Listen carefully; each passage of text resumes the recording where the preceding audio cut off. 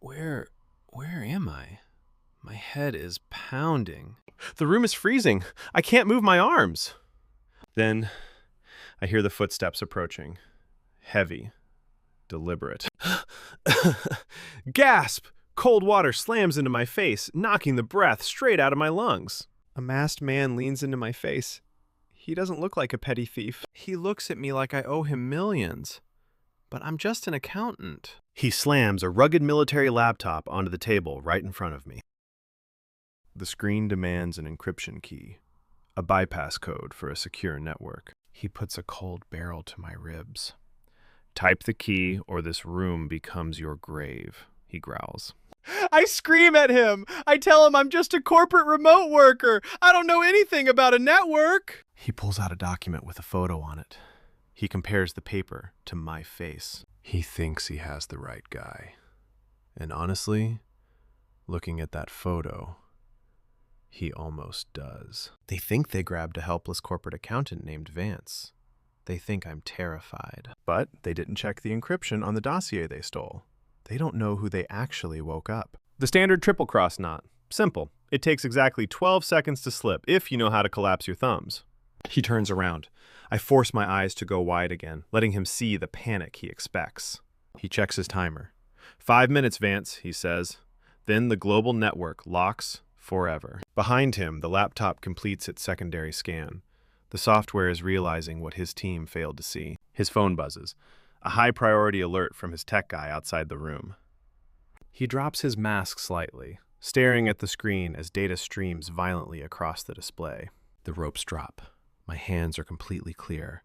He's too blind to notice. The database finally cracks open my real profile. The word accountant disappears, replaced by a deep black classification code. He turns around. The color is completely drained from his face. He finally knows who I am. I look him straight in the eyes. You found Vance's laptop, I tell him, but you brought it to the wrong house. He steps back, his grip tightening on his weapon.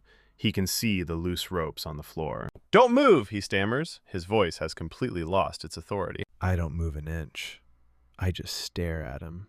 I want him to think about every choice that brought him here. Check the bottom of that file you just opened, I tell him softly. He hesitates, his eyes darting back to the glowing monitor for a split second. The file doesn't just list my rank. It lists what happens to anyone who attempts to detain me. The realization hits him like a physical blow. He isn't the hunter anymore. He knows my face now, which means he knows the rule.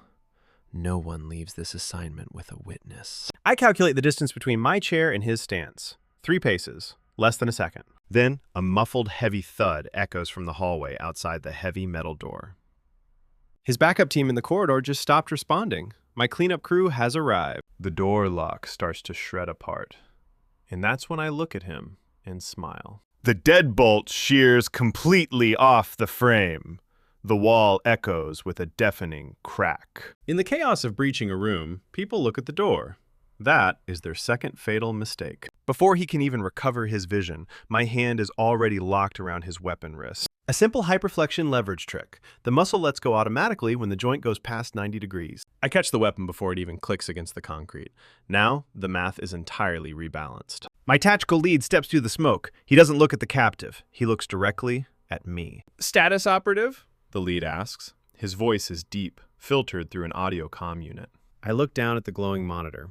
The red classification logo is still flashing brightly. With one strike, the extraction protocol wipes every secondary backup server within a 5-block radius. The network is safe. The data trail is dead. There is only one leftover variable in this entire room. I look back at the man who threw cold water on me. He is realizing that his life hinges on a currency he doesn't have. I turn to my lead agent. Prep the transport, I tell him. We aren't finishing this dialogue here. We move out smoothly. In our line of work, leaving a messy site is a massive liability. The facility is completely dark, secure, isolated, and entirely under our control now. I adjust my secure channel link. It's time to notify Command that the deviation has been cleared. Command, this is BlackWatch. The asset folder is secure. The target group has been neutralized. The line is completely silent for 3 seconds. Then, a distorted voice answers with a new directive. Change of plans, BlackWatch, Command says. The captive isn't an independent operative. Check his phone again. I cut the transmission instantly. If command is panicking, the situation just multiplied in danger. I looked down at the floor where the captor dropped his device during the breach. The glass is shattered, but the internal tracking interface is still running live data. It's not an extraction plan for him. It's a tracking beacon guiding an assault team straight to us. I hold up the screen. We have incoming. 3 heavy intercept units tracking this signature. The captive starts to laugh softly in the corner.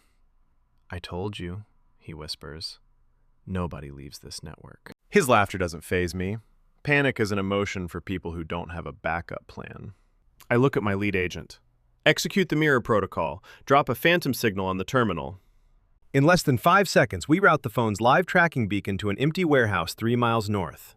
On the display, the incoming assault units bite the bait. They change course, chasing a ghost. The captive's grin vanishes. He realizes his savior squad isn't coming to this room. I pull him up close.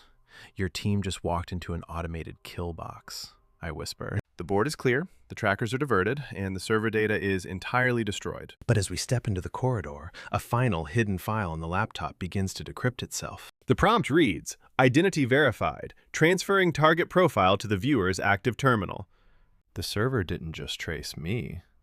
It traced the system you are using to watch this file right now. They know someone is monitoring this transmission. They know you are listening. The system is asking for an override. Do you disconnect the link to save yourself, or do you authorize the counter hack? Let me know in the comments before the counter hits 0.